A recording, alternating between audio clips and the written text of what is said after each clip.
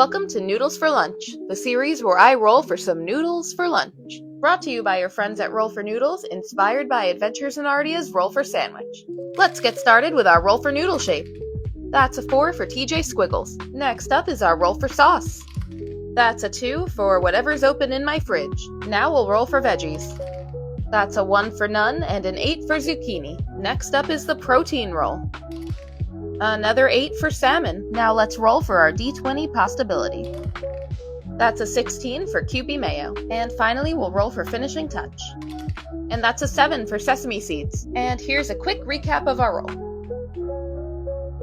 I'll start by defrosting the salmon. Salmon has gone well with pretty much every sauce we've rolled it with so far, not including ketchup. The sauce I have open in my fridge right now is tomato sauce. Now, ketchup and tomato sauce do not taste the same, but how close is too close, you know? I'm afraid this combo might evoke some unpleasant memories. But let's not worry about all that, because it's time to activate the garlic cantrip. We've talked a lot about broccoli on Roll for Noodles because it's my wife's favorite vegetable. But I feel like we've rarely talked about one of my favorite vegetables, zucchini. My favorite time of year is when we have so many garden zucchinis that we just don't know what to do with them. This chunk of zucchini came from my in-laws' garden, and who knows, maybe the next chunk of zucchini will be from our garden. I'm gonna put this aside while I figure out how to combine Kewpie Mayo and tomato sauce. And I think I'm onto something. I'm gonna add it to the salmon instead of oil or butter. I'm hoping this will keep it from drying out in the air fryer. And we didn't roll any seasonings this time, so I'm just gonna add some salt and pepper. Now back to the air fryer with you. The sauce we're using today is Victoria's. This is our favorite jarred sauce. It can be a little on the expensive side, so I usually get it on sale at Costco. Zucchini is a great addition to tomato sauce, but I'm still worried about the salmon. But don't worry,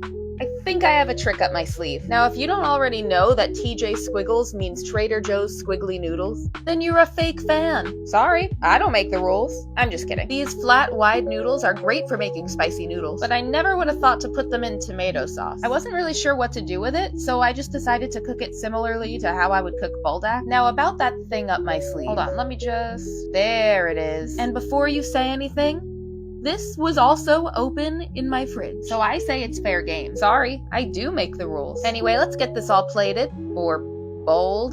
Let me know in the comments the last time you went bowling. And our last step is to add the finishing touch. I think the sesame seeds will go fine here. They'll add a little bit of crunch without really changing the flavor. Between the garden fresh zucchini, high quality tomato sauce, and very juicy salmon, we've got a lot of great stuff going on here. Now it's just a question of whether or not it'll all come together. I'm gonna call this one QP, which stands for quite pink.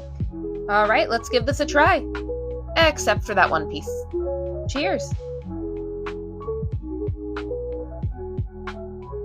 Yep, that is pretty good. The zucchini and salmon both go so much better with a creamy blush-style sauce than they would have with just the tomato sauce. And cooking the noodles in with everything else really helped them maintain their structural integrity. They're not overcooked or stuck together in a glob. They're perfectly al dente. And using the Kewpie Mayo on the salmon kept it so moist. It is perfectly cooked, not dry or chewy at all. That being said, I do have some notes. The sesame seeds don't really add anything. Fresh basil would have been a great topper here. Or even the everything bagel seasoning to give it that oniony, garlicky pop. And it could have used some spice to break up the monotony. Some crushed red pepper would really take this up a notch. As is, I think this is a solid B-. And for that, I'll give it an 8 out of 10. Alright, thanks for watching.